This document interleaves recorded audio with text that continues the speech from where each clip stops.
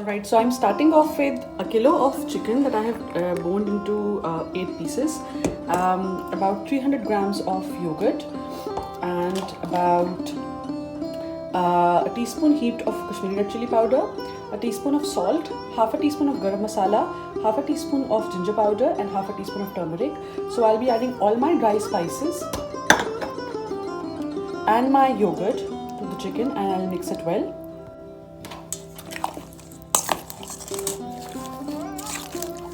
So mixing it really well, and then I'll leave it to rest for about an hour and a half. And then meanwhile we'll fry our onions. See, that's how you should mix it. So in a wok, I'm going to add half a cup of oil. I heated the wok previously, so the oil should turn warm immediately. And then to this I will be adding 2 medium-sized, thinly sliced onions.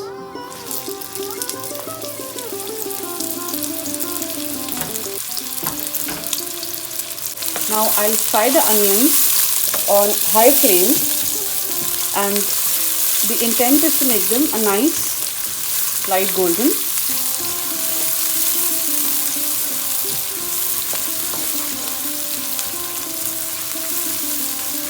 I think this should probably take between 15 to 30 minutes for me to get the desired color. Right, while my onions are being turned into a nice golden, I'll add half a cup of water and half cup raw onions to my NutriBullet, and I will make a nice paste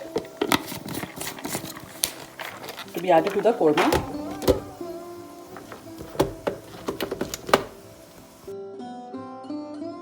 As you can see, my onions have turned a lovely golden. So what I'll do is I'll now put them on a paper towel to dry. And I once saw a video in which it said that the onions cook even more once you have taken them out. Like the drying process basically continues. Right, so to my oil now I'll be adding a teaspoon of cumin seeds, about 1 bay leaf crushed, 2 small pieces of cinnamon stick, 3 to 4 pieces of green cardamom, and 1 large black cardamom.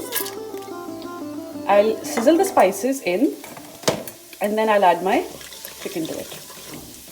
My spices are sizzling, so I'm going to add the chicken, and then I'm going to fry this on high flame for 2 to 3 minutes. So, coated the oil evenly around my chicken, and now we have to fry this in the oil till the chicken is tender, and then we'll go to the next step.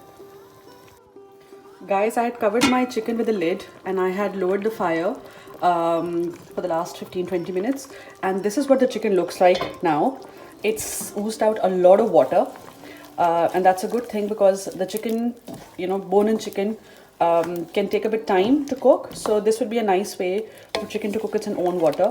I'll probably cover it with a lid again till such time that the chicken is completely cooked through, and then maybe I'll dry the water later. Alright, another look on my chicken. It seems to be done. I've put I think the leg is a good test of seeing if the chicken's done. That's the toughest cut to cook. The paste that I'd made with cashews, I'm going to add that now and give it a nice mix. This should add some sort of thickness to the gravy, and I'll also increase the flame a little bit now. Alright, so the fried onions that had dried, I'm going to make a paste out of them. I'm going to be adding half a cup of water to them and then blend them in my NutriBullet. I haven't cleansed my cashew paste because I don't want that to go to waste. This is what my paste should look right now. I'll probably add half a glass of more water because I don't want any onion or any cashew to go to waste. I'll just shake it around and then I'll pour it in my curry. So as you can see, my korma is bubbling nicely. To this I'll add my onion and cashew mixture You don't want any bit to go to waste. Generally, I don't believe in food waste, guys. And now I'll give it a nice stir. I want the onions and the cashews to cook well. And basically, I think my korma is done now. Looks beautiful and it tastes even better. So I'll cook this on, I think probably low to medium fire for a few minutes till the oil comes on top. Alright, my korma is nice and bubbly and slight oil is coming up. To this I'll be adding a teaspoon of kewra water. Give it a stir and I'll turn off the heat. It's creamy, it smells and tastes delicious, and I think it's ready to be eaten now. You can serve it with naan or with rice as you please.